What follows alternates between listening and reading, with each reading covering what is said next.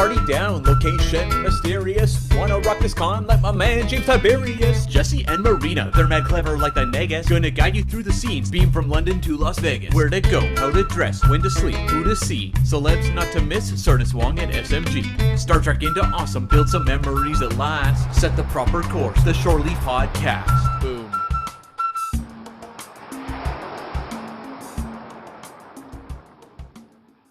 Welcome to the 54th episode of Shore Leave, your Star Trek Convention Community Podcast. My name is Jesse Okendo, and I am one of your hosts. On with me is Marina. Marina, would you like to introduce yourself? Hi, this is Marina Kravchuk. I kind of don't know how to introduce myself. I can't just say I'm wonderful. I usually say my wonderful, beautiful, fantastic partner, but I was lazy today. Well, I am wonderful and beautiful, and immensely huggable. So, Marina Kravchuk, glad to be back, and I can't wait for this episode because we have a lot to talk about. Yeah, we are so excited to be back, guys. Sorry it's taken so long. We just wanted to get things together. So, would you like to introduce our guest, Jesse? Absolutely. So on with us today, our first guest is Cam Smith. Cam Smith, you will recognize as the voice of the Shore Leave podcast intro. He is the entertainer who has provided us the wonderful music. Also co-host of the Subspace Transmissions podcast, which I've mentioned on here regularly. Cam, do you want to give more intros to yourself and tell us what you do? Yeah, hi, I'm Cam, from Vancouver, BC. I co-host the Subspace Transmissions podcast. Basically, we tackle the best, worst, weirdest, wildest, and everything in between that Star Trek has to offer. And I pair up with a friend of mine, Tyler Orton, who has been in Vegas before. And we do a show every week, different kind of topics. We don't stick to one thing. We hop around, do reviews, different topics, whatever we feel like. And so we do that sort of thing a lot. And I'm really excited to be here, and I think it's awesome that I get to be on number 54. I mean, it's like the Studio 54 episode, So bring down the disco ball. We're going to Vegas. It's STLV. It's a party. Awesome. And just a little tidbit, a little trivia. So it used to be that the Subspace Transmissions podcast was like an Orion Uhura. So if you've ever seen me dressed up as an Orion Uhura, that's because I am the Subspace Transmissions mascot. So, yeah, Greena. Greena. That's right. Absolutely. Marina, who else do we have on the air? Well, it is my very great pleasure to introduce the wonderful Jeff Hulit, the original host of Shore Leave and the founder of Tricorder Transmissions. Jeff, welcome back. We're so glad to have you. Oh wow! What a welcome! And it's been a while since I've been on Shore Leave, so I wanted to stop by the show for a few minutes just to wish everyone well at the con and talk for a few minutes before you guys get going with the rest of the stuff you're going to talk about. Me and Heather used to host this show together. You guys were guests way back when too. So, we were happy to pass the torch over to two such great hosts, and so glad you guys are continuing, and congratulations on 50 plus episodes. So proud. Oh, and by the way, I was in Vancouver for about 3 hours in 2004. Oh. So maybe while I was out wandering around on my layover, I may have walked by Cam. Who knows? I was outside doing the Shore Leave theme for busking for money. Oh, there you go. I thought that theme sounded familiar. I thought I heard it somewhere before. Oh, wow. So, Jeff, we've asked you to do our housekeeping since you're the originator. You want to take that away? Oh, my goodness. Wow. Warms my heart. Wow. Okay. So, all right. Well, Shore Leave is a part of the Tricorder Transmissions Network. So if you enjoy what we do here on Shore Leave or any of our other Tricorder Transmission shows, please considering joining our Patreon family. You can go directly to patreon.com/the Tricorder Transmissions, or you can visit our webpage, thetricordertransmissions.com, and click on the Patreon link in the upper right-hand corner. So becoming a patron will always get you access to unedited and early release episodes. We've just had a couple go live within the last couple of days, often with some bonus material before or after the show.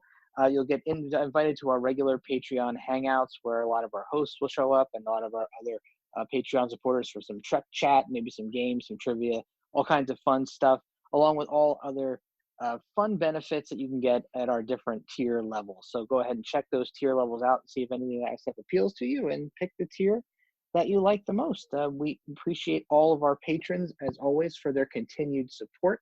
It's been wonderful to see so many. I'm looking forward to seeing some of them at STLV. Thanks, Jeff. And is there anything else you want to tell us about the network? Any new news or anything, or are we still going strong with our Star Trek stuffs? Well, we're still here. We're still going. There's been some departures from the network, as been announced on Twitter. A few of our shows have departed for other pastures and have found new homes. But a lot of us are still here. We're still producing our shows, still doing what we do best, and producing good content, and loving the listeners, and interacting with you guys on social media as much as we can, and looking forward to seeing you guys at Star Trek Las Vegas. Great. And so so Shore Leave specifically, Marina and I are going to try to get back into a rhythm. I moved from Oklahoma to Georgia, which made things a little difficult, and then I had a little medical issue. So apologize for the on and off with this, but we are definitely back on track, hopefully with this episode going forward.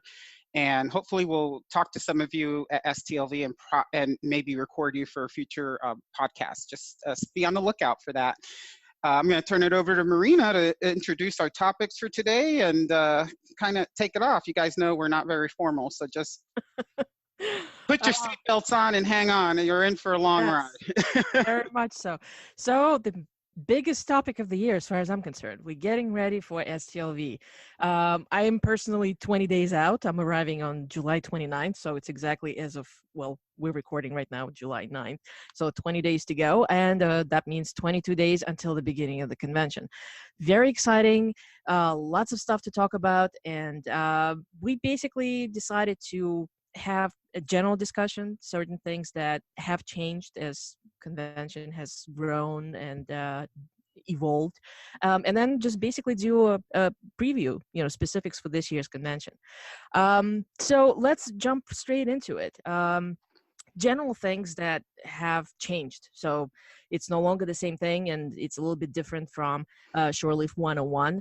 And the first and foremost that has to be mentioned is that there have been some changes with one of the ticket tiers, the captain's chair. It used to have its own special dinner. So those who have attended in the past, Gold Weekend tier would have an evening dinner on Thursday night, and captain's chair will have it on a Friday night. And that's no longer the case. Only Gold Weekend now has a special dinner. Captain's chair no longer does. Now, obviously, quite a few people have renewed their tickets last year for this year, and they do have an option of either attending the dinner with the Gold Weekend tiers on Thursday this year, or receiving a credit. So since I'm not actually captain's chair, I did not receive an email, so I don't have the specifics as far as credit part of it. But I know for a fact that quite a few people are opting for the dinner option.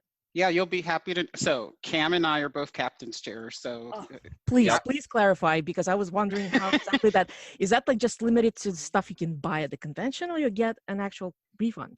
How does that work? No, it's a certificate for any creation. It's a creation certificate, creation bucks, I would call it. So, autographs, anything in their booth that they're selling at the vendor room, that kind of thing. It doesn't really make any sense though, because the initial offer was for 100 creation bucks and the dinner, or skip the dinner and get $75 cash. And I'm like, okay. I'm weighing these two deals in my mind. Like, one of these makes sense, one of them does not. So it was not a long discussion on our. So no.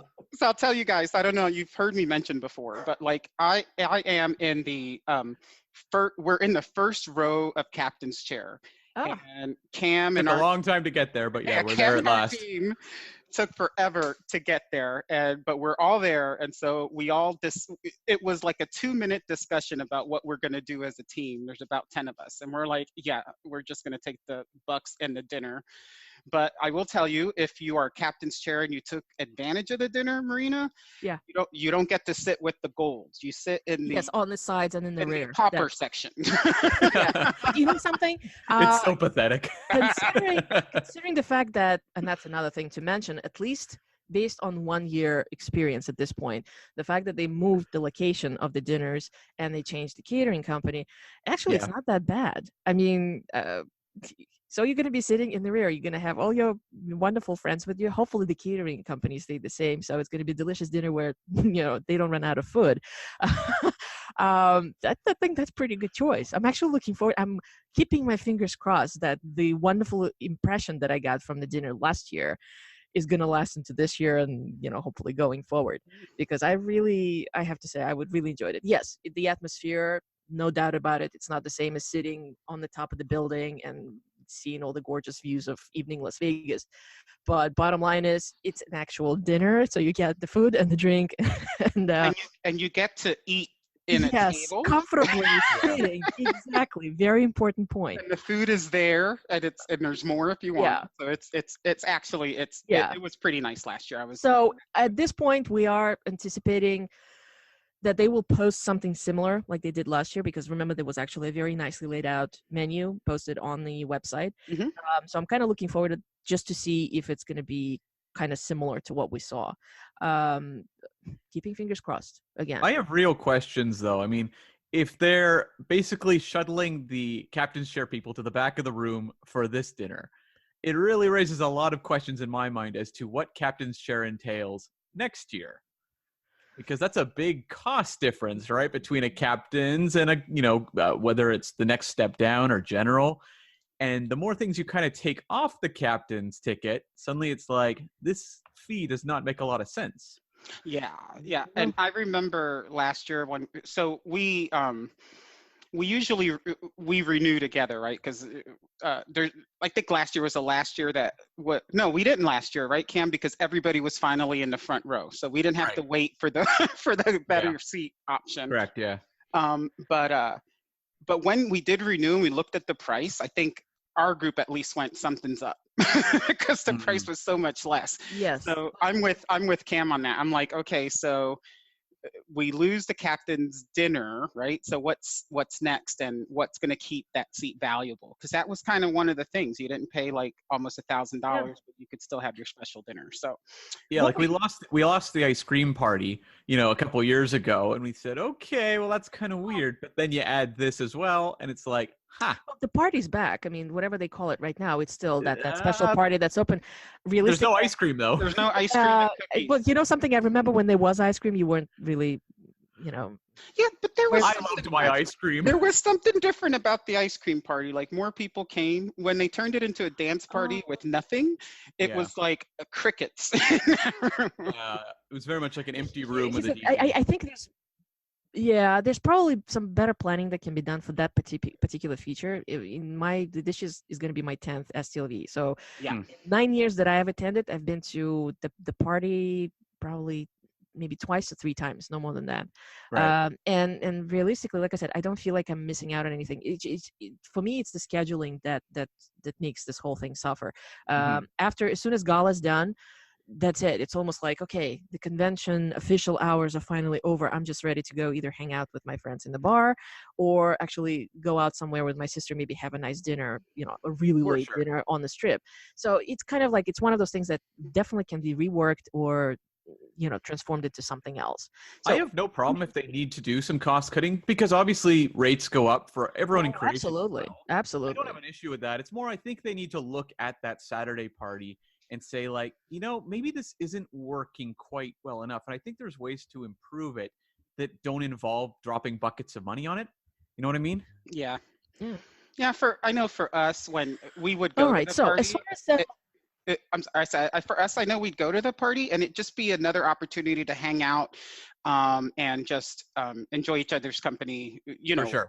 And that's the fun part for us, obviously. So I think a lot of people did that.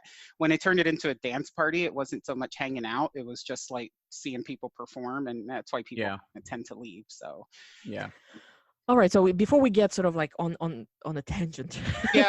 Like as we do. As far as the general update. Let's move in. So as far as the captain's chair, now it's no longer has the dinner.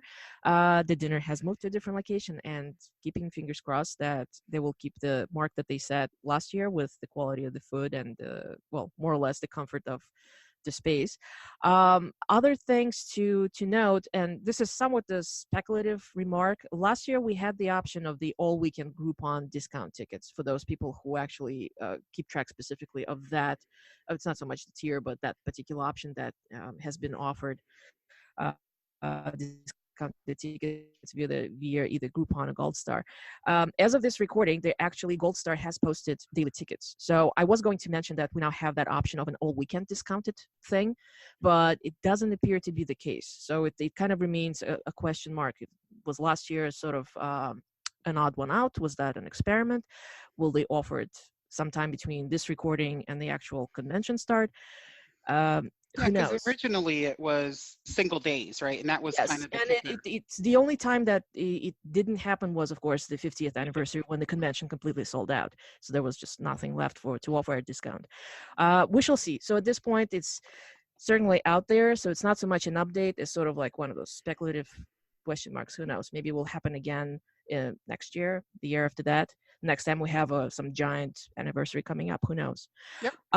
Another quick thing to note of Quarks, which has become a rather lovely place to stop by during the convention hours, is now accepting credit cards. Again, at the very least, they were doing so very gladly last year, so that made it so much more convenient. So it's certainly something to be on the lookout for, especially if you're stopping by for a quick bite, or actually spending some time with friends while you're checking out the All Access stage. Yeah, and so the Quarks, let's talk about Quarks a little bit, because maybe you guys have a different opinion, but it seems to me like the Quarks food has improved over time as the Yes. service, right? So It was Very like much it so. was pre like Quarks. It was pretty ghastly, and like it's been huge like gains. Like I think it's much better now than it used to be. The first year that they opened, I remember they were basically prepackaged sandwiches. And Those they were the offered- worst. yeah. Yes, and there was I have soda, nightmares about them. super expensive soda, water, and like one, if I remember correctly, was James T. Kirk, one of those specialty cocktails. And it was kind of like, well, that doesn't really bode well. No, But not for then the cost. they just started changing it, and right now you actually have the opportunity to buy hot food, and you have I'm not sure about drinks because I've only ever purchased water there.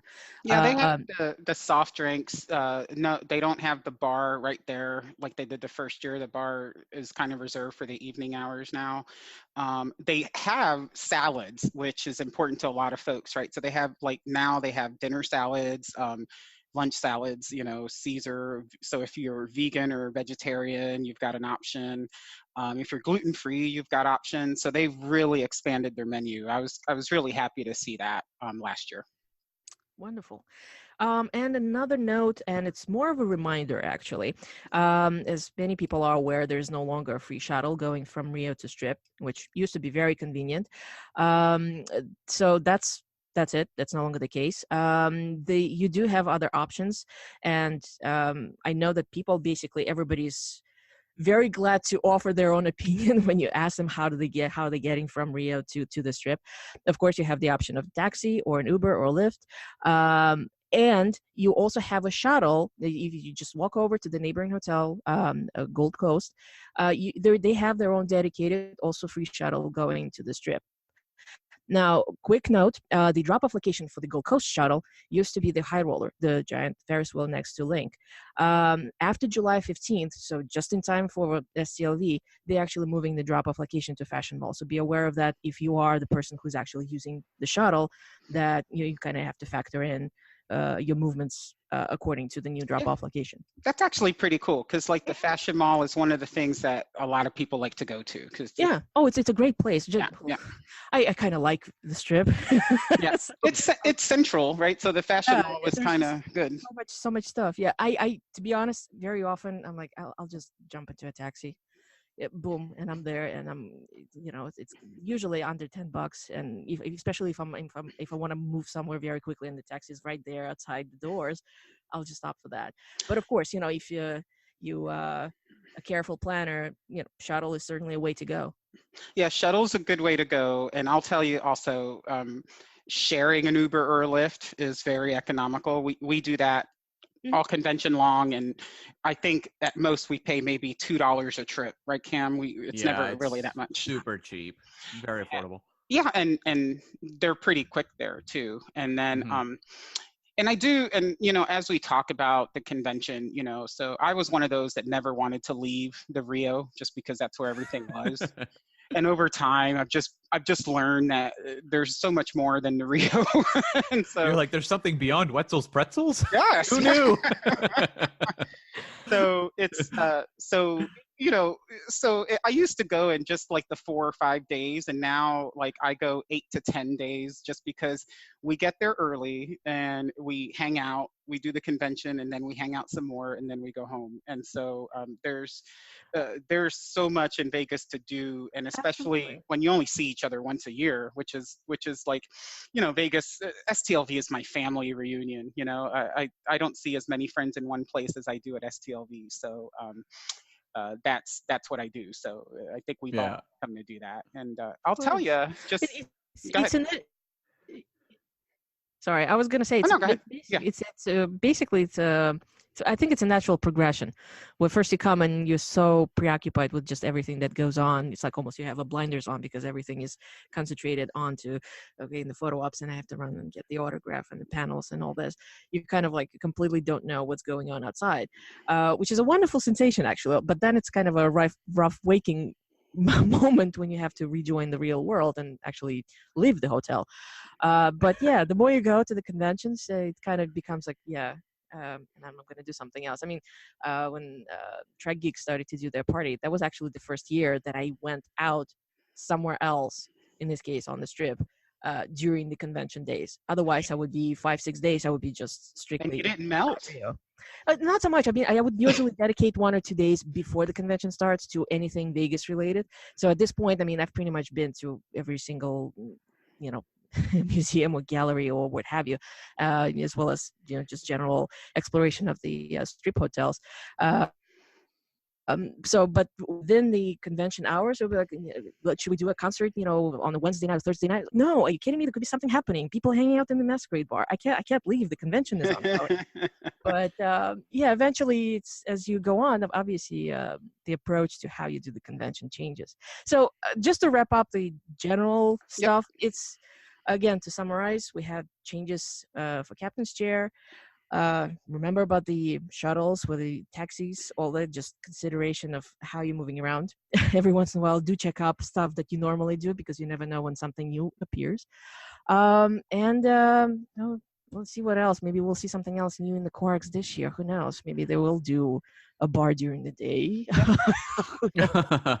And of course, I mean, I guess that everybody anticipates that it's going to be a 5-day convention yet again Yeah. next year, especially with Voyager's 25th. Yeah, and I So- assume that like the CBS All Access stage will probably come back, although I haven't seen it yet. I believe it is mentioned. Is it not? listed Well, on I know that the they, website? as far as CBS All Access stage, I'm gonna guess it's pretty good.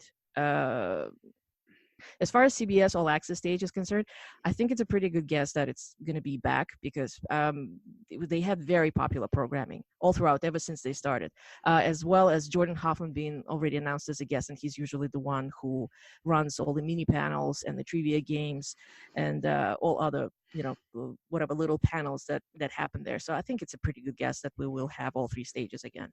Who organizes the guests on that stage? Do we know that? No idea. I think it's probably a cool question to Adam and Gary because I'm sure it all falls into the same, whatever that enormous scheduling task that they have months in advance to put it all together between the main stage, the secondary stage, and the all access. Yeah, I mentioned it because Cam and Tyler have been on the secondary stage for the past 2 or 3 years. Cam, 3 years, yeah. 3 years, yeah. So this year, I don't know what happened this year. Was it not good enough?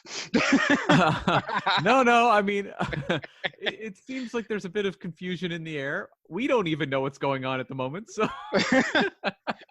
There is a chance. I can't. Maybe I can't confirm or deny anything at the moment. Quite frankly, I'd like to know personally. Yeah. So it's it's kind of one of those parts of the convention that I'd love to understand more. Like I in my brain there's like a cowboy hat with a bunch of like names of who wants to be on stage, and they just pick it out is what. But it's got to be like the giant foam cowboy hat from Well, Dumbo. I'm sure that it's far more sophisticated than that. I mean, the moment the STLV ends, I'm pretty sure that they basically kick in. As a matter of fact, you know what? The Robert Beltran tweeted that he was that he was like, "Oh, I'm coming to STLV this year," and then it turned out to be that it's actually next year. So that's Right, how yeah. far in advance. I'm sure the planning is going far in advance. There's so much more behind all the machinations and everything that any one of us is probably Yeah. can't even guess. And I don't want to know, because I Yeah. can't have fun if I worry about how the thing is. I just Yeah. go and I just enjoy it. And I tend to, so I'm a manager at work, and I tend to give a lot of direction. So when I'm at STLV, I just let other people decide where I go. And that's the best way for me to have fun at STLV. All right. And the thing is, like with creation too, I mean, some people have their nitpicks with the way they run their convention. That's fine. But when it comes to scheduling, they are really good. So I tend to have a lot of faith in their ability to program the 5-day, whole convention. And it seems to work out pretty well every year. I don't have complaints generally. Yeah, absolutely. All right. So this year's convention, let's talk about, expectations, anticipations. There's it's bound to be another very busy and very fun convention. So as per usual, when I started thinking about it, we were so close. I keep visualizing myself walking down the convention way and approaching the rotunda. And any Is there guesses? music playing, Marina? Well, music I playing usually while I you're doing usually sneak in actually the Monday night just to see how they all doing there, and if I can get in and actually take a peek of what's going on. Yeah. Anybody has a guess as far as what the centerpiece is going to be this year? They've been doing this and wonderful centerpieces. It's I think wonderful. it's so this is my prediction, and it'll probably be wrong because I'm horrible at predictions, but like I think because of Comic-Con coming up, and you know how they usually do a big thing at Comic-Con, I think it's going to be like a Captain Picard something or other that we won't know out till Comic-Con is what I think you're right, Jesse. I think it's either going to be tied to the Picard spin-off show, or it's going to be somehow related to the second season of Discovery. But I don't really know what in Discovery Season 2 lends itself to an instantly recognizable iconic logo, the way that you had like the Mirror Universe one the previous year. I have a guess in relationship with that. A red Do you? angel? Because because it came to me last weekend when somebody was gushing about that wonderful this Discovery exhibit at Pally Center LA, and you can actually see that giant thing hanging there, the red angel. And I thought, well, what if they came up with a way to do like a stylized red angel that could very well be a centerpiece for STLE, right? Because I would love for them to have like, so you remember when they had the agonizer box there? Yes, that was, yes. Had it showed you it being agonized, right? I'm like it. So my secret wish is that they have a red angel, something or other you step into, and you can be the red angel. Is what I'm like. You strap on some wings and they suspend you from the ceiling. That's smart. Well, that's more than I was thinking. But thank you, Cam. That's a frightening thought. Either way, I absolutely agree. It's going to be something either related to the second season or it's going to be hard. But how much? I mean, there is always a possibility that they may do a centerpiece out of the the communicator shape that's specific to the Picard show, which nobody really knows exactly what it looks like. There are some very good guesses, but it could be it. We will know on Tuesday night. Or even just some sort of giant, the logo with maybe like part of like Patrick Stewart's eye on it, or just something to kind of hype the show. And the grape in the orchards. Obviously, there's like leaves on the side of it. Giant letter P. No, well, we shall see. We shall see. Here's guys, and this is the thing about STLV and Star Trek fans that like makes me happy to be part of this. Is like you only had 3 seconds of a uniform in the preview in the little teaser trailer for Picard, and there's already Facebook groups about the Picard uniform. What's more, there's already the non-licensed version of it, and people are wearing them. It's hilarious. I'm like, I didn't even notice the uniform, and I mean the people who go in and screen capture it and expand it and make it bigger, and like and then the memes are already out. I'm just like, you guys, God bless you. I'm happy I'm Yeah, part of the community. let's face it, the fandom has progressed far beyond what anyone imagined 50 years ago. Here's a question for you guys. How many Picard era uniforms do you think we're going to see this year with cosplaying? Oh, that's a good I know at least 3 of my friends already have those. Okay. You know, poor man's versions from China. Sure. And I'm pretty sure they will probably bringing them. So Do you think a dozen or more? I think we're going to see enough for a group photo. Yes, Okay. I agree. Okay. I So agree. somewhere between 10 to 12, somewhere in there. Yeah. It's pretty amazing how fast this happens. I was at Denver Comic-Con in 2017, and there was one woman who was wearing the brand new Discovery. I mean, it was extremely handmade, if you know, pardon my expression, because you could see that everything was literally, I mean, she glued those little deltas by hand. She cut them out of some sort of, I don't know, almost like paper-like material. But bottom line is that was the first handmade Discovery costume. At that point, we had literally nothing. Only just, you know, random like bits and pieces of information. And that actually made a splash and impressed the creatives for Discovery immensely. I mean, they were tweeting about it. Like, I remember seeing that person, and I was really astonished how good it looked. It's incredible. So I think it's almost happening faster and faster with each new iterations that we now know is going to be happening. So yeah, absolutely. I wouldn't be shocked at all if I, you know, walk in and there's like 20 people wearing Picard costumes standing right there in the rotunda. No, because, you know, so when I first started going to STLV in 2013, it was no new Star Trek was out, right? So when I feel old because I remember way back when, 6 years ago, right? So, although Jesse, that was the year of Star Trek Into Darkness. That's true. Yeah. But and that's what you saw. Like, you just saw the 2009 stuff. Into Darkness wasn't that great, so you didn't see. Well, not that the movie wasn't great. It just wasn't that. You know, a lot of people didn't. It was polarizing. Yeah. The uniforms all look like 2009, so it wasn't anything new because the uniforms really didn't change. So for a couple years there, 2 or 3 years, it was just, you know, the fans who grew up with Star Trek.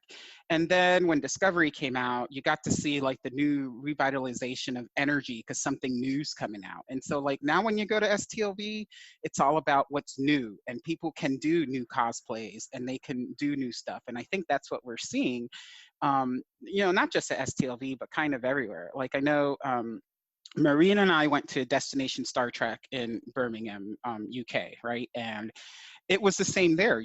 There was just so much excitement for new that it was really just fun to see. So I'm kind of happy to be here for this because like the crowd changes. We're getting the age groups are expanding, you know, because we got new fans coming in, and I for one am excited about it, and I look forward to seeing more new people who are new to Star Trek. You see that more and more now. Like I'm a new fan, or this is my first convention, you know. So I love that. Yeah. Something that well, you kind of touched upon. You know, we know that the Comic-Con is coming, and that has already been kind of all over the news that there's going to be a massive Star Trek panel and a brand new exhibit specifically dedicated to Star Trek Picard.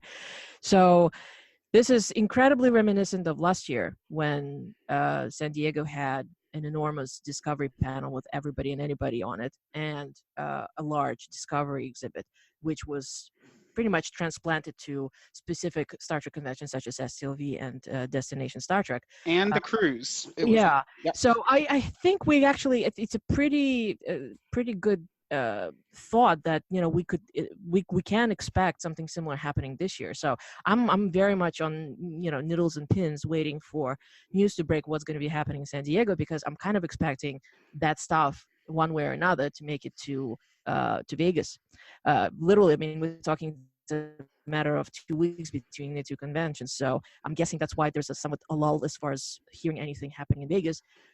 Further events and hopefully further guests. Hint, Sir Patrick, please. It's gonna be so tough though to surpass last year when they had the surprise. Oh appearance. yeah, but like that was a top 10 of. I mean, I've gone to 9 of the Star Trek cons, or this will be my 9th, I should say. Absolutely, but that was an all-time moment. Yeah. Yeah, there was the year that he was a guest, but Sure. the surprise I remember people like Facebook and Twitter lit up and people were running into the auditorium trying to catch him. It was Yeah. funny and exciting all at the But same. that was like, it was very unique. And what's more, and it's huge thanks to Sir Patrick himself, that was his idea to introduce it. So they bypassed San Diego and went straight to Vegas. I don't know. I don't think anything like that is going to be happening this year. As a matter of fact, I don't think you can top that kind of a moment. But I No. do feel that, as far as, panels, creatives, hopefully for the guests, perhaps not in the official capacity. If you recall, in 2017, we did have about 3 or 4 Discovery actors. They weren't there as official guests yet. It was just like one of those, like, well, we'll give you a taste of the new thing coming. So I'm kind of thinking that that's what's going to happen this year again.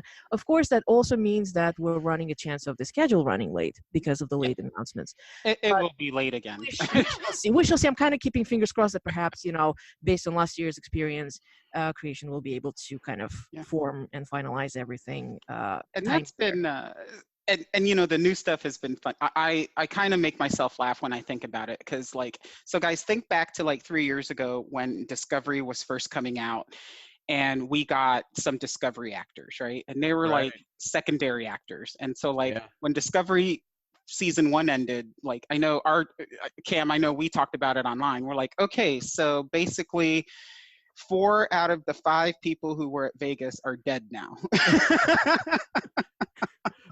Yeah, and yet And some now- of them have still kept on going. Kenneth Mitchell is still And- showing up. And now they come and they stay alive. So that's been exciting. Kenneth Mitchell dies constantly on the show, but he always comes back. He reinvents himself every year. So, but I think that's awesome that we Vegas can be still something that people do new stuff at, and that we get new content and added stuff, right? And I know it's a CBS thing, and I know nobody is really looking at the fans that keep coming every year, but I think it's just because it's Vegas and we're so loud. Star Trek fans are just we may be small in number, but we're loud in our fandom, and I think that permeates, and that's why those folks keep coming back, right? So I don't know that I'm expecting anything big and splashy like Patrick Stewart last year. I don't know that there's anything that they really can do, but I would even just love if Mike McMahon, who's running the Star Trek Lower Decks animated show, swung by and introduced, a sneak peek of that. I know they're doing a sneak peek at Comic-Con, but just something like that makes us feel like we're seeing something new and exciting, and that the creators of these, CBS All Access shows understand the importance of the fan group, and how, for 50 plus years, the Star Trek fan community has been so important in keeping the brand going, and just kind of, lend a bit of an olive branch to the fans and be like, here's what we want to do. We hope you're excited for it. So Cam, let me ask. So Cam, you keep I think you're one of the people who keeps such close track of what's going on. So what's currently in the pipeline? We have a lot of new Star Trek coming up, but I don't know that we all know everything. Oh, Jesse. Yeah. Well, okay. So we've got Picard obviously coming later this year. You've got Lower Decks, which is going to be kind of the adult sort of themed animated show, more of a comedy show. You've got the Nickelodeon kids-friendly show that's in the works. That's about a group of kids who get their own Starfleet vessel and go out exploring. You also have the Section 31 spinoff with Michelle Yeoh, planning to shoot, I believe, after season 3 of Discovery. That's correct. And then of course Discovery season 3. Awesome. So yeah. And plus, we don't know what's going on with any potential Anson Mount Pike spinoff. Yes, we know that they are talking about something. We know we have short and there will be more, at least 6, I believe they mentioned in the news, short treks coming up, one of which will have Spock and Number 1. Yeah, there's got to be an Anson Mount one, right? Yeah, I hope so. Especially if Short Treks does what it did before. So we kind of assume, but not really knew, right? So every short trek has kind of led itself into something within the next season, a bit, right? And so the only one, which was the one where Calypso was the only one that I didn't know. I didn't put two and two together until, of course, the end of the season, right? And so I'm just like, so if they keep on that, then short tracks is really just a preview of something coming up. And so I don't know. I'm hoping that if there is a short track with the Pike Enterprise folks, that we get to see something. It'll be good to see. Well, bottom line is what I was getting at is that based on just the prior year, I mean, even though like we had something similar in previous years as well before 2017, 2018, something's going to come, right after San Diego. San Diego gets something one form, one way or another, we're going to be having a version of it. That's my expectation. And I'm actually willing to bet money on it.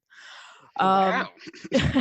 I would just love, like, how awesome would it be if Michelle Yeoh dropped by? Oh, that is the one I want to see. I had the honor her. and the pleasure of meeting her at a track event last I'm year. jealous. And she's just incredible. Yes, please. Yes, and Sir Patrick. I think I already mentioned that, Sir Patrick. Yes. Awesome. All right. Well, I'm sorry for taking us down that long tangent, but I think it's good discussion. So yes. All right, so should we just kind of share the nitty gritty as far as our personal things? I mean, you already mentioned that you're doing captain's chair, and are you planning to stick with it? I mean, now that we know that things are changing, do you think you're gonna upgrade to gold? Are you gonna downgrade? I mean, going forward, what exactly are you looking for to getting out of your ticket this year? What are you looking forward to? So I'll be honest. I go captain's chair because my gang is captain's chair. So I just do what they say. And so if they all stay captain's chair, I will stay captain's chair. But we have had a break in the ranks, right, Cam? So we had a couple who are moved to general admission, and we're kind of jealous. Yeah. They sit back there and have 3 seats to lay down on while we're cramped. They all pulled a Burnham and mutinied, and we're the remaining people on the bridge. Like, what happened? So like, they're very comfortable back there, and it's not like you don't see anything. And without the dinner, I suspect that we're going to have conversations this year about, is it still worth it, right? And so, and the thing for me is, it's not real. I mean, it's an expensive ticket, the captain's chair, right? And if they are going to start kind of trimming things off, I can justify moving to general. But at the same end, that just gives me more money to do some of the other fun stuff, maybe more photo ops. So, like, I don't feel guilty in the sense of, well, I'm going to take my money away from creation. I'm still going to be, I'm sure, filtering it to them happily. Yes. It's just, if I can justify filtering the cost of one thing to a different thing that I would like to do, I will probably do that. It's going to be up in the air as to when you see the guide and what they're offering for captain's chair next year. That's where I'll be making my decision. Yeah, I know. And so because we meet, Marina, we meet once a year, right? So over the years, we do different things that aren't, I think you've seen some of the pictures we've taken, and we did the cartoon, we do stuff like that. But like, we also do, we go to a movie maybe sometime, or we go to dinner someplace special. Well, I mean, as the years gone by, we do more, right? So this year we're going to do like a Grand Canyon, something like a 4-hour drive, enjoy the Grand Canyon and come back. And we do stuff outside of STLV. So met up in Seattle, and we've met up in San Francisco. And so if we can save some cash on the captain's chair and still do Trek stuff together, I mean, that's what I'm looking forward to, because that's, it's my family. So of course. Well, I'm doing gold. Well, but both my sister and I actually doing golds this year, yet again, and we're definitely keeping them for next year, because next year is going to be the 25th anniversary of Voyager, and you may like Voyager, I think. You may like Janeway. I don't know. How did you know? No, but we moved up over the years. We moved up to third row, and those are just damn good seats. And that's incredible. There's still always that thought, because, like you said, years go by, things change, your experience changes, your expectations change, and let's face it, if one actually sat down and carefully compared, when you're buying gold, you're literally locking yourself into specific conditions, if you will, in exchange for having a closer sit and some of those specialty things, such as a dinner or that quotation marks ice cream party. But realistically, you can get general admission and then a la carte pick up those same things, except for the ice cream party. That one is specific to golds and captain's chairs, and you'll arrive to the same amount of money or even more, perhaps. But it will give you flexibility of what exactly you're doing. So it's always this either or. At this point, gold actually it just so happens that I still go to a lot of panels, so it makes it worth it for me, to have a nice close sit where I can sit down and take my photos and enjoy the Q&As and all that. So I'm really looking forward to this year. That's something that is just a little bit different from last year or the year before that. We have actually pretty significant science presence, and I'm very thrilled about that. I actually rather enjoy going to conventions that do pay attention to real life things, specifically science, that are influenced by pop culture, and in our case Star Trek specifically. Yeah. So this is wonderful. Those who don't know, there is actually a separate tab for the science guests this year at STLV. Look at it. It's brilliant. I mean, you have everyone from I'm trying to think. Well, my favorite is Dr. Erin McDonald. I've seen her at multiple conventions. Besides being a wonderful scientist, she also makes a fantastic moderator for panels. So I'm super thrilled to see this at STLV. She was on the cruise, and I'm hoping she comes back because she is great. She did some excursions with some of the guests on the cruise, but she was like one of the most personable guests I've ever met and very knowledgeable. So I'm hoping to see her again. Yeah. I mean, just general. I mean, I kind of started off with sort of like this. Let's talk about science. I mean, obviously, we still have our favorites, the guests, and what's more, again, as the years go by, STLV is now the reunion. So I can't wait to see all the familiar faces that, as we talked about, we only see once a year. So at this point, it's like I'm like, okay, I am gold again. I have the great seat. I will have my access to the guests, and I have all these hundreds of people that I will be saying hi to while walking in the corridors. So that's kind of. Marina, I'll tell you one of the things. So like, I know like STLV, because I think it's because of Comic-Con, we don't know everything that's coming, and some of the content is late, but something that hasn't been late and that I've seen the game step up on is the science guests, the space guests, right? That list actually is very impressive this year compared to years There's past. a lot of different panels going on. It's really cool. Yeah. I was looking at the ones by Dr. Janet McMullen, and I'm big into her stuff. I mean, I was an English major in university, got my bachelor's in that, and so I have a real interest in like film criticism and things like that. And I'm looking at her panels. Like there's one on the episode House of Quark. And I'm just like, that is an odd episode to analyze, but she's going to be taking us through basically how everything on screen contributes to how we read the episode. And to me, for someone who's big into, again, film criticism, this is just like, oh, this is going to be like a drug high for me. I'm going to be flying high in this panel. And then I'll be like Tetracell White. And then also her other panel she's doing on tying Joseph Campbell's hero's journey mythology to Star Trek, which that's a very tried and true formula to apply to fantasy stories. It really starts big time with Star Wars, but I'm really interested to see what she does with Star Trek stories. That's awesome. Mm-hmm. Absolutely.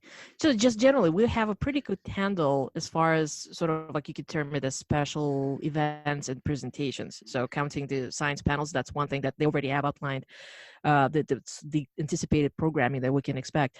Other than that, of course, we have, Saturday Night Gala, which I love Nevada Pops to death, but it's actually nice to have a break and have something else on Saturday night, a different type of concert. So this year we have Brent Spiner doing an event, which I believe, and Jesse, please confirm that, I believe he's done one during cruise. Yes. Okay. I'm guessing it's probably going to be something similar, but regardless of that, I mean, I have actually, I've heard him sing, I have his CDs. I would very much I'm very much looking forward to actually seeing this. That's should be fun. There's an unpredictability factor to those types of shows too, because when you see the Nevada Pops, you kind of know what you're in for, and they deliver. Like I've really enjoyed all of their shows, but when I saw like Avery Brooks in concert or Star Trek Stars on Broadway, there was another one in there, and you never quite know what you're gonna get, and some of it's amazing, and other parts of it are like, well, that was odd, but you'll never forget it, and so sometimes they're the most memorable shows. Absolutely. I mean, I'm glad that you mentioned the Broadway one. That one actually blew my mind. I think I would even say that was probably my favorite. I mean, Nevada Pops is just sort of like it's a separate thing because we do have. I mean, we know it's going to be brilliant music and it's our favorite themes and all that. But in this case, I mean, James Darren and Bob Picard and Chase Masterson did probably one of the best renditions of Razzle Dazzle from Chicago musical that I've ever heard. I never dreamed in my entire life that one day I would see Kyle Paka singing "There's No Business Like Show Business." I dared to dream, but even I didn't dream that big. So we certainly have, you know, special stuff to look forward to. I'm sure it's going to be a great show. I mean, it's Brent Spiner. Come on, yeah, his sense of humor is something It'll else. just be. He'll be You'll great. laugh just the minute he walks out. Yeah. He's got that way about him. So Old Yellow Eyes is back. Yeah. Now, of course, we have a special presentation by Michael Westmore, which is now pretty much became almost a tradition. And I believe they're doing yet another Klingon makeup, but it's a very specific one, although it's with a different actor. So he's going to be doing, he's going to be turning Robert O'Reilly into Kruge. So it's kind of like I'm sort of experiencing an internal dissonance, a mental I dissonance. don't even know what to imagine from this. Yeah, because in my mind, you know, the moment you say Kruge, I'm thinking Christopher Lloyd, and I can't quite, you know. Yeah. separate the two. But And they have a very different like bone structure. yeah, and so they don't I'm match kind up of at like, all. I'm like, it's gonna be this, especially if he does the eyes, it's gonna be like, Yeah. oh my god, you have this weird, this strange combination. But it's exciting to see. It's always exciting. I believe he's gonna be assisted by John Paladin again, which is always wonderful to observe him work, while Michael Westmore is gonna be narrating how you do stuff and what he remembers probably from the times that it was actually done when the Search for Spock was being filmed. So it's fun. I You kinda know, wish something they'd I gone- just realized. I kind of wish they'd gone with a deep cut with that one though and done Captain Kavik from the TNG VHS board game. Like that Probably would have been too amazing. much of a deep dive. I just it's kind of a slight tangent. You know, we talk about pretty much every year we have some sort of anniversary, and somebody asked me online, like, well, we just had the well, in quick succession, we had the 50th, and then the TNG 30th, and then Deep Space Nine 25th, and now next year is Voyager 25th. What's going on this year? And realistically, I mean, let's see, we have it's the 40th anniversary of the motion picture, correct? Yeah. It's yeah. also the 35th anniversary of the Search for Spock, which it's kind of like we have like almost like a combination of all the movies. And I think there's a third movie. Is there not? The Kelvinverse, the first movie. Yeah. Oh, that's Star Trek right. 2009. Yeah. So I'm actually we I know that we have a movie related and which I'll get to in a moment event with the Akudas and Doug Drexler, but it just I'm curious if there's going to be something in the scheduling that will acknowledge that. But then at the same time, again, every year there is an anniversary. You can only put that much in the schedule. And there's no like Star Trek Kelvinverse guests, so I guess they're just going to let that one slip by, I guess. I have a feeling that they're probably going to be we know that there is a 40th anniversary retrospective for the motion picture with Rick Sternbach, Doug Drexler, and the Akudas, as I mentioned. So I'm really looking forward to that. I know that Rick Sternbach was kind of putting little ambiguous notes on his social media saying, well, I put this together and this is ready for Vegas. And of course, no details, so we shall see. And I'm sure it's going to be a blast because he's brilliant. He worked as an illustrator for the motion picture, so that's how far back his Star Trek career stretches. So this is one of my most like looked forward to panels. I can't wait for this one. Yeah, I'm someone who loves the motion picture like a lot, and to me, like as a film fan, I look at this movie and it's strange. Like it definitely does not fit within the cozy confines of the rest of the Star Trek movies necessarily. But it's like this glimpse at an alternate world where like, what would have happened if Star Trek had just gone pure cinema and not worried about sticking to like the template or the feel of the TV show, which some of the later movies went down that road. But like, it's this weird other worlds type movie that to me, just the visuals alone are arresting. It's really like, you know, remember when Star Trek was trying to be massively ambitious, even beyond a scope that was attainable? And, you know, we never really got that again. We got great movies, but we never got this pure vision of like cinema run amok. So Cam, is this so inside joke? There's a picture of Cam coming to mind that I think we need to put when we put this episode out, Marina, and it's Cam sitting in that he's sitting in the auditorium, and he's the only one in there. And it's no. showing I'm sure a lot of people will show up. That was when we went and saw the. Actually, you know what? We did go to a showing of the motion picture here in Vancouver that was mostly empty, but I think that one was actually from For the Love of Spock. Yeah, it was just like it was like pure Cam, because Cam is like he downplays it, but he's like a really great film critic, and I love listening to him talk about the films. But like he's the one that would love the odd films that people tend to forget, like the motion picture. Like I like the motion picture, but I don't want to see it over and over again. All right, let's move on. So what else do we have to expect? Well, there are perennial favorites, which are, we're not going to concentrate too much because this is sort of something that we expect every year. So there's going to be the usual Quarks Happy Hour with Chase, which is always lovely, and they have it every day, so that's great. We have the karaoke parties, which there are two. There's going to be the sort of like the general one, which I know a lot of people who are big fans of Dominic Kitting and Connor Trinneer are kind of keeping their fingers crossed, hoping that they will show up, which I suppose that's sort of like almost, I don't want to say it's a given because I have no idea how the scheduling of the actors will work out, but they tend to show up for that one. And of course, the Klingon karaoke, which is always tremendous fun because our favorite Klingons are going to. Yes. And those are kind of staples, right? So remember, we pretty much have that. I think one year there was one karaoke remember, party, and that a lot of people remember the revolt. Only one karaoke party. Now another special presentation, and this is kind of very nicely swinging back to DS9. Members of the Deep Space Nine Art and Visual Effects Department are going to be doing a presentation about Trials and Tribulations, and that's of course our favorite Akutas, Doug Drexler, and Judy Elkins, who's also a guest this year.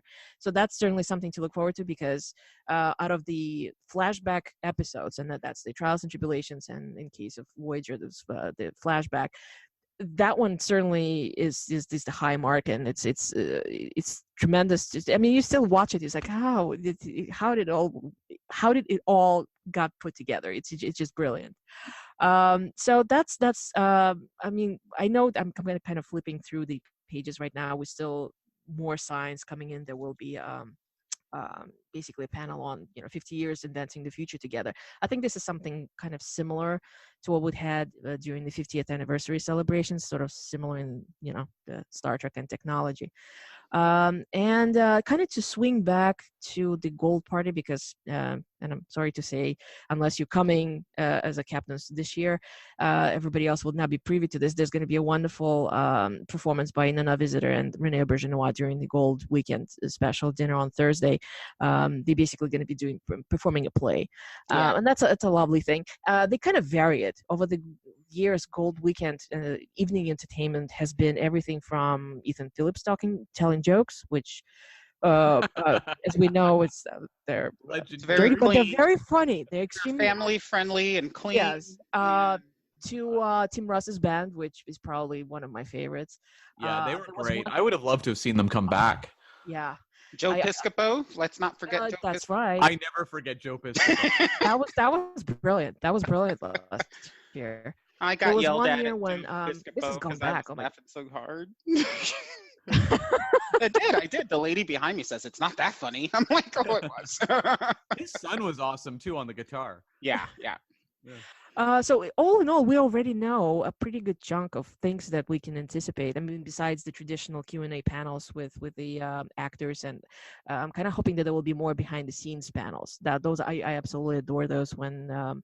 Like for instance, talking about Rick Sternbach, I've seen him do this behind the scenes panels at other conventions, and that great fun. So, besides the motion picture, perhaps he will be a part of another panel somewhere, who knows, kind of talking about the art or the special effects or something. Behind the scenes is always interesting. It kind of lifts the curtain on the all of a sudden things becomes like, oh, this was such a simple thing, but yet you light it the right way, and all of a sudden you transport it into an alien world. It's yes, incredible to hear too from Douglas Trumbull, Yes. I mean, obviously on the motion picture, he does momentous work, but he worked on 2001: A Space Odyssey, Blade Runner, Close Encounters. Like, this is a real visionary we're gonna have showing up. Yeah. And like, it's kind of like, we had Michael Giacchino show up. Was it last year? Yes. Like, Well, they actually had all three of them. Remember, there was yeah, him, Russo was there, and yeah. it's three celebrity composers, like the real conductors, and they all conducted the pieces that they performed that they're probably most famous for within track fandom. That was Right, but kind of mind blowing, actually. and when we get these types of like big Hollywood talents with big versatile filmographies, it is a great opportunity to attend their panels and ask those questions that you just would never be able to. Yeah, so him playing the Deep Space Nine, and as well as because they basically all three of them in a row did, because all the Star Trek movies, you have that same Alexander Garage's theme going through the beginning. All three of them played that same thing, but it was specific to the theme that they wrote. So it was like it's this wonderful, this sort of like self-referential. It's like, okay, and now it starts playing the same theme over and over again, but it's specific to the actual pieces that they wrote. So very exciting. What else? Well, Jesse, you touched upon the agonizer. All those fun photo op areas that they have sprinkled all over the promenade, aka main corridor. I think we'll see some of the stuff before, and we'll see some new stuff. Obviously, I mean, every year there's something new, so I'm looking forward to something. Yeah, I'm curious to know if I'm kind of hoping that we'll see some of the stuff that has become extremely popular, such as the transporter pad and of course the Guardian of Forever and the Borg regeneration chambers. So that's kind of like almost a given, but I am very curious to see if they will come up with something new. I'm holding out for the Red Angel. She's coming. Yeah, they're gonna have something from Discovery there this year, I would imagine. I can't come up with a thing like what was there in Discovery's season 2 that would be similar to that you would either stand it's next either that or they do a Stamets spore drive something or other where you're standing. That would be cool. Like the Yeah. spore drive room. Yeah, that would be very cool. You know what? Why don't I mail this stuff in? I could be making money off of this right Why don't you just ship over the one you built in your own living room, and then we can Shush it. That's a secret.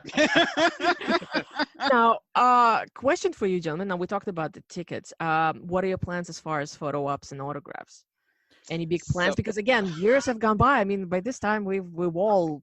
I'm going to tell you a Yes. photo op story, right? So last year I broke the bank on photo ops. Like last year, I think I got enough photo ops to hit the budget for the next 3 years. And it's because all of those Discovery people came. But I will tell you, we were online and we were talking, and we didn't know who Anson Mount was. We just knew he was the new Pike. And we were joking and we're like, oh, we should do a photo op with Anson Mount. And we'd only known him. What's the movie he was in? in Crossroads. The Crossroads. And and then he played that one part where he didn't speak in that one show. So like that's all we knew. Right. The Inhumans, yeah. The Inhumans.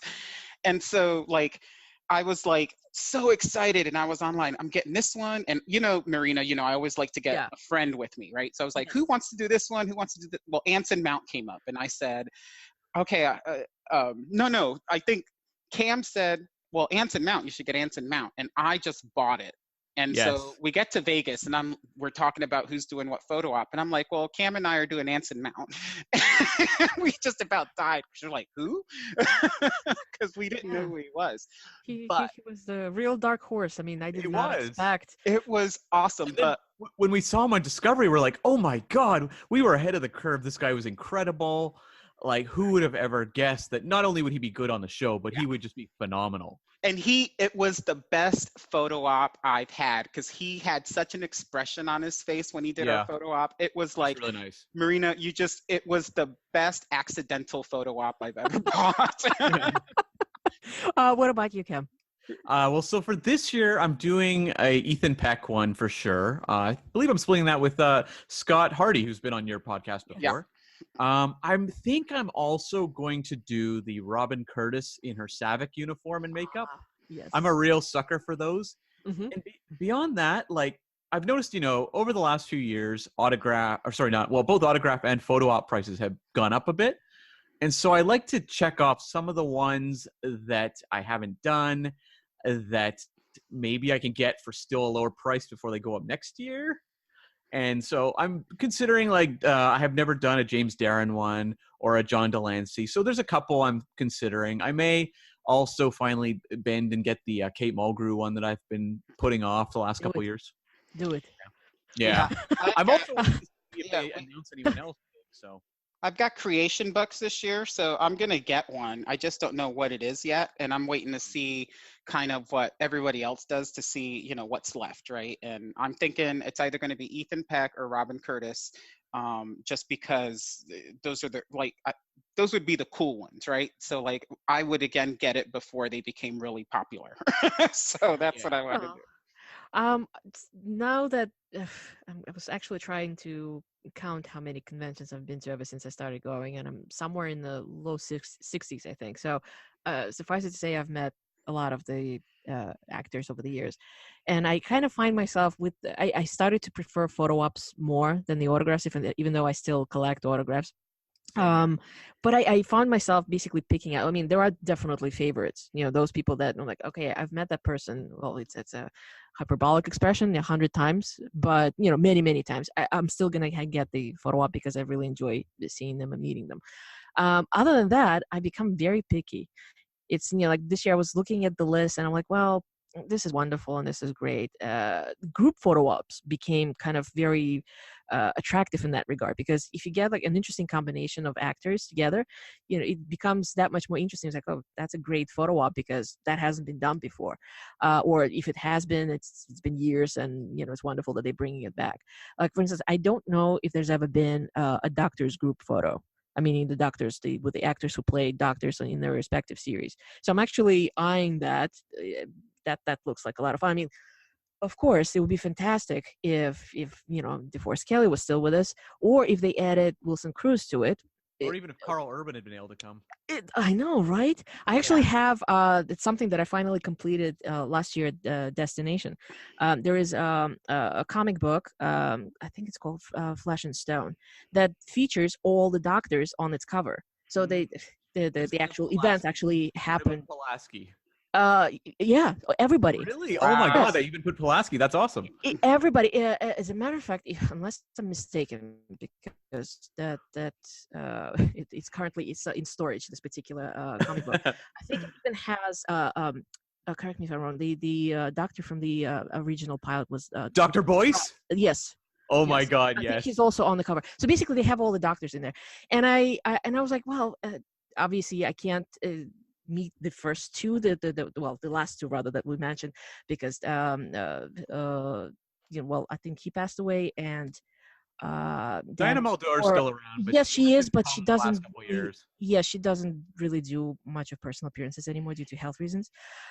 So at least I'm gonna get the four main ones, plus perhaps something else if something comes along. Like maybe get the nurses to sign it, something. But bottom line is, I actually managed to get. I think it was at the last New Jersey convention. Carl Urban was there, and I was like, well, technically speaking, it's his character. Yes, it's a parallel universe, but he's still Dr. McCoy. And I came up to him and I said, well, yes, it's a different visual, but it's still kind of quotation marks. And he's like, yes, totally. And he took it and he signed it. So I have technically the 5 characters signed on that cover. So that's a lot of fun. But going kind of back to photo ops, that's what I'm kind of aiming right now. If there's something unusual, somebody who attends very rarely, or if it's an interesting group photo, that's kind of like I'm going for. Otherwise, Louise Fletcher's an interesting one too this year, because she doesn't attend much at all. I've met her at Cheeler Theater, which is a local signing event here in New Jersey, several years ago. Absolutely lovely. So definitely go.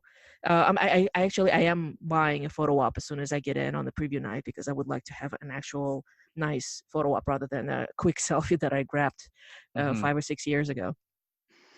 I don't know. I'm waiting. past couple years, there have been some last minute photo ops, and I think that's what I'm waiting for. Let me tell you about last minute photo ops, and I apologize for interrupting. As you said, last year, well, I'm going to venture a guess, a lot of people broke their bank because of the Discovery cast showing up at the last moment. I literally bought a ticket for the Space Booze photo, meaning Wilson Cruz and and Oh, the yeah. rap duo. I bought it as the line was already disappearing into the photo op room. So I went up and I was like, you know what? I'm just gonna get it because I absolutely adore both of them. I adore their characters. I'll do it. And I was told that they actually ran out of physical tickets, but the sale was still ongoing. So the gentleman just grabbed the random ticket off the table, wrote down, Cruise Rap Duo, paid, and that's what I had in my hands as I walked into the room and got that photo op. So yeah, I think that's budget goes right out the window. I think absolutely that's what's going to happen to me. I'm just going to end up like something's going to get announced and I'm just going to go, okay, that's it. So it'll be awesome. So let me be the bearer of bad news. We've got to do a time check because we are talking a lot, which is awesome. Yes. But I don't want to miss, Marina, we need to talk about fan hosted events before we start. Yes, there are actually, you know what, realistically, I keep thinking about it. We have only a couple of things left to talk about. I did want to touch on that most definitely the fan organized events. But before we get to that, very quick thing, and we're not going to go into too much detail, but it's something definitely to point out, especially for those fans who are, are not aware that such thing that STLV actually has it, and that is the convention exclusives. Now, there hasn't been announced too many yet. Again, it's one of those things that I expect that maybe something else will be announced after San Diego happens, but we do know that Fansets is premiering a whole lot of absolutely amazing pins, and I'm extremely happy to give him a shout out for that because the stuff that's coming out specifically this year is nothing short of gorgeous. Very quickly, make sure to stop by. They're premiering the first series in the new master set, Women of Track. There's going to be 10 pins with a special glitter background. There's going to be literally just 100 of those sets. Once those sets are gone, single non-glitter pins, character pins out of that set will be available for purchase sometime in the fall. Along with that, there are two STLV exclusives, namely a lovely character pin, absolutely gorgeous design. Check it out online. And that is Uhura. Now, as people who go to other conventions may know, Michelle Nicholas is currently in the middle of her farewell convention tour. This is going to be her last Las Vegas, and in her honor, that's one of the exclusives that Fansets is actually premiering. Another one, there's going to be another casino chip that they've had over the last several years. That one has Captain Kirk. And just generally, there are several others. There's the technology pins. One that has like a phaser rifle on it and a Klingon bathlet. Definitely stop by their booth because it's just beautiful product that the artwork is just amazing. Yeah, and just for our listeners who have been listening for a while, so usually Shore Leave does do a vendor exclusive, a vendor show. We are not going to be able to do that this year, but I want to give a shout out to the vendors who usually show up. So Mickey from Make It So, she will be at Vegas, so she makes all those handmade, she spends a year making handmade just Star Trek items with the fancy crochets and 3D printed stuff, and she's just got a wonderful array of stuff. If you go to the unofficial Star Trek Las Vegas group, you'll see some of her stuff on there that she's been giving us previews of. And then I don't know that we'll see Shop LLAP this year. That's Leonard Nimoy's granddaughter's site, but she's usually at the convention. But take a look at Shop LLAP online because her stuff is pretty awesome, and it helps. Part of her stuff goes to COPD awareness. So want to make sure we touch base on those guys. So otherwise there are several vendors who are pretty much staples at this point. We always have intergalactic trading. So, you can find lovely vintage collectibles along with some Ruby's costumes, that sort of thing. Of course, we will have Anovas or the Away Team or Style Online, which carry the more current, recent licensed releases. So there's going to be plenty of stuff to check out vendor room. I mean, I always end up going through 20, 30 times because you never know when something's gonna, they opened another box and here's more stuff coming out that you haven't even seen on the preview night. And there are those vendors. So so the old play school or playmate toys that you had growing up, like the little phasers and the tricorders that they made. So That I those had are growing up, you say, Jesse. that you had growing up. Yeah, yeah. I may still have a transporter. I don't know, but I may have an army of figures to my do. right now. I do have a total of like 100 or more ships that I've gotten from that Star Trek ships collection that I don't know where to put right now. But Boxes. all It's that, all in the boxes. yes, all that to say that there are some vendors who have like that unique kind of stuff, and I would always recommend that you go as early as you can because that stuff tends to sell out really fast. Not only that, but if you are looking for like Playmates figures, do your due diligence and actually wander around because some booths charge a heck of a lot more than others. All right. And then, so let's talk about our fan organized event. So I don't mind being the one to talk about this because I happen to host a fan organized event, which is our newbies and solo travelers get together. We've been doing that for the past 4 years maybe, and started with like 50 people. Last year we had like over 200. This year it'll be on Tuesday and Wednesday night. We're having 2. And again, guys who are listening, it is so that folks actually supporting the party. So their party is off-site, as we were talking about going off-site. It's at a local a bar, and it tends to be a lot of fun. They have some of the guests that come in and do appearances. Last year, Wilson Cruz and Anthony Rapp stopped in, along with the Nana visitor who always shows up, and Robert Picardo. So, and it's entertaining, it's a lot of fun, and you get to take over a bar. A bunch of Star Trek geeks get to take over a bar for a while, so that's always exciting. So look forward to that. And then there's other stuff going on. So what I would recommend is everybody goes to the event section here, because we usually try to keep up with everything. And there are a couple of other groups that do the same, and we'll be putting those up on the unofficial Star Trek Las Vegas group as we find them. So anything else, Marina? What did I forget? Because I always forget something. I think there is one key thing, though, you guys haven't brought up, and that's the weddings. Oh, yes. That's actually, So, I have this. Funny that you mentioned it. There is somebody this is getting something- married this year. I just forgot who it is.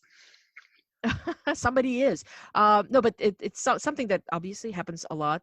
I'm assuming a lot, but I have been witness to actually that. Quite a few same. people choose to either propose or actually tie the knot in Vegas. And this year, Creation is offering a wedding Creation's package. hosting it, right? This year they're doing Yes, wedding yes. So packages? First time ever, yeah. Same thing. Go online on the convention website. There's going to be a separate tab about the wedding packages offered. Check it out if that's something that you're interested in. Certainly there. I may marry somebody just so I could do it. Just so I could say I had a Star Trek. Oh. Don't worry, Jesse. We'll find you someone by the end of the weekend. It's crack me up. Another thing, and that's something that again, as of this recording, very recently announced, we now finally have the information on how to enter the official cosplay contest, because that's now, it's not just a simple show up in your costume. You actually have to register, provide reference photos, and send it over again. Online. It's all professional now. Cosplay, yes, very much so. And it's actually does make it interesting. The smaller conventions tend to have just people showing up in uniforms, where it's like, well, it's not exactly a challenge when you have a very large convention. Not to mention you have a whole lot of people dressed up in uniforms. The guy who won last year was incredible. The Firewolf? Yes. Vogue the Firewolf. He was absolutely astonishing. I mean, I remember when Glenn Hetrick and the other guy came on there and says, the first year of right before Discovery went on, and they said, cosplayers, we're so sorry. It's going to be so hard to cosplay our stuff. And then that guy came out last year, and I was like, holy crap. It was awesome. I remember there was a year, going back a handful, where someone did a Reptilian Zindi costume, I believe. And one of the judges worked in the industry and was so impressed, he wanted the guy's contact info at the end. So, like, sometimes these cosplayers can even have potential job opportunities if they're impressive enough. Yeah. Just to swing back to sort of fan organized things, because I wanted to be a little bit more, just to expand a little bit more on that. We do have a whole lot of events that almost became like an annual traditions because we've had this for several years running.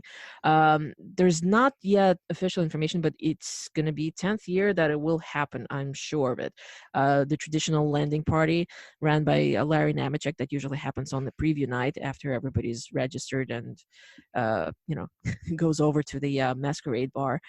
There is now something that we have, the daily STLV craft swap, which is a fun thing to do.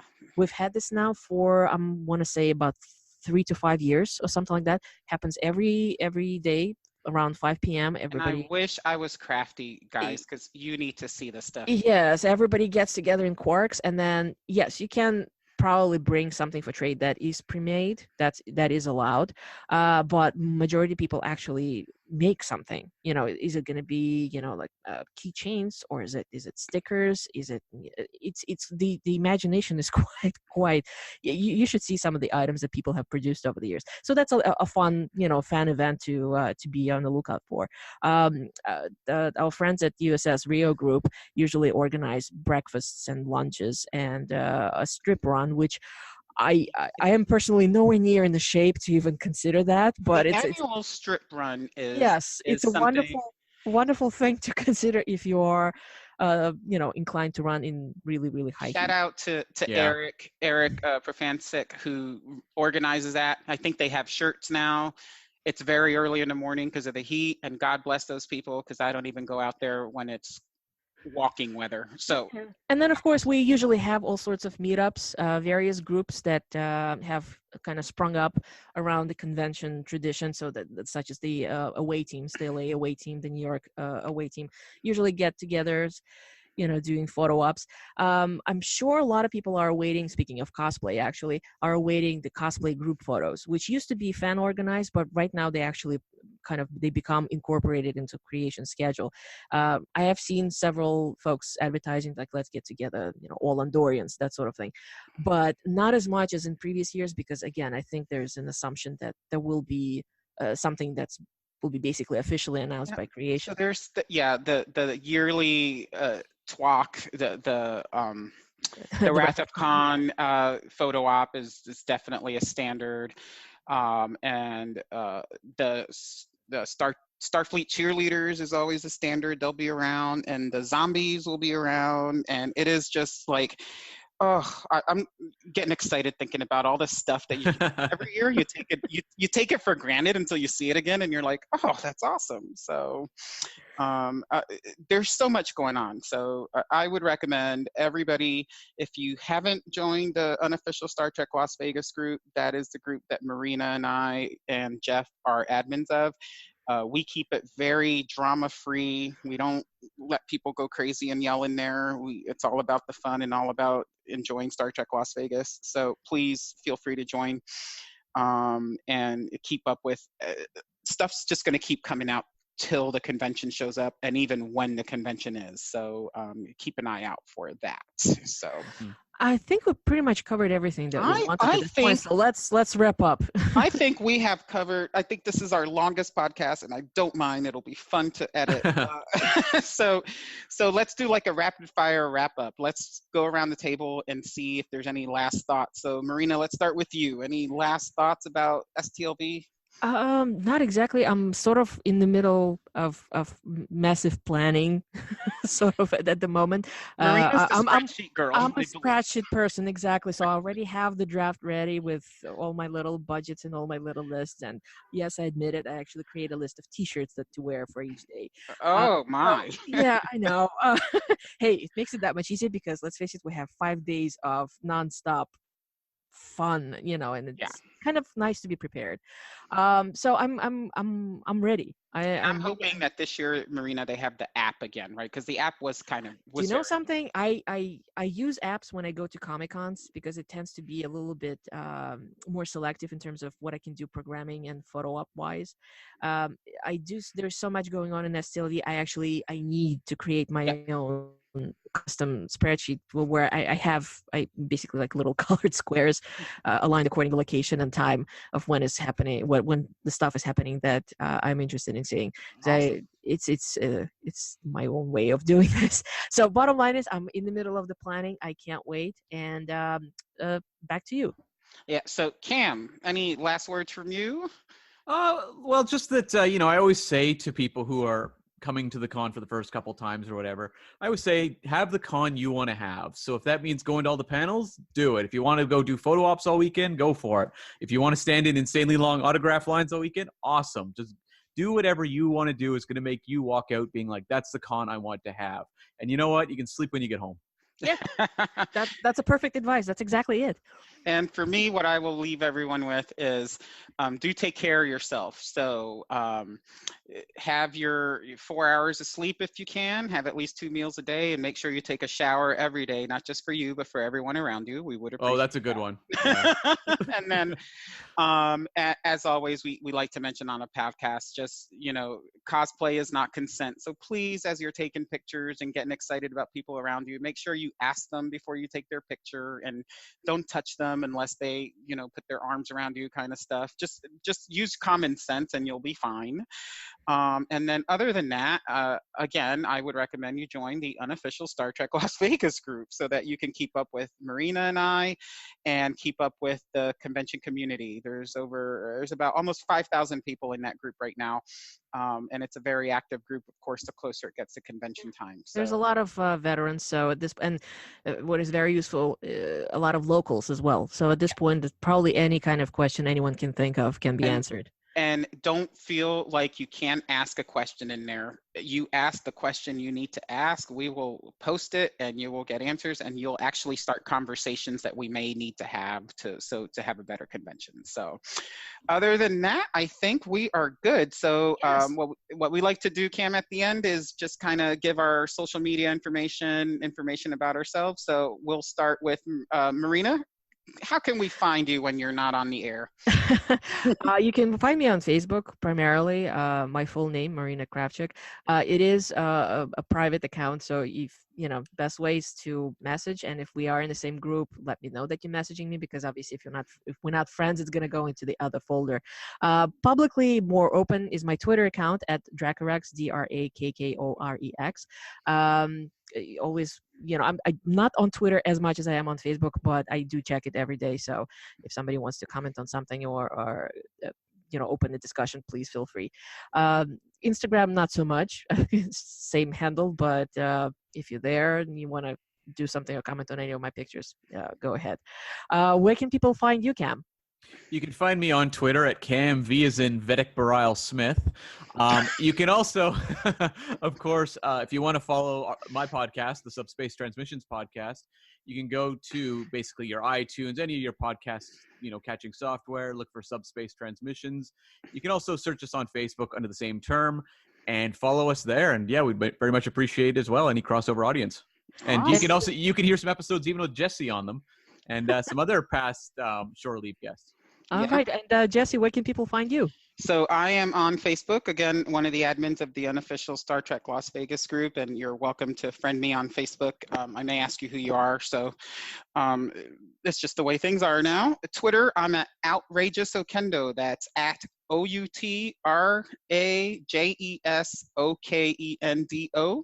Same for my Instagram. And again, just, feel free to follow me, or you can follow the podcast as well at Shore Leave. And that's on Twitter and Instagram as well. And then you can find us on Facebook at Shore Leave Podcast. All right. I guess that's it. Thank you very much, gentlemen. This was fun, and I cannot wait until we all see each other and our fellow friends at STLV.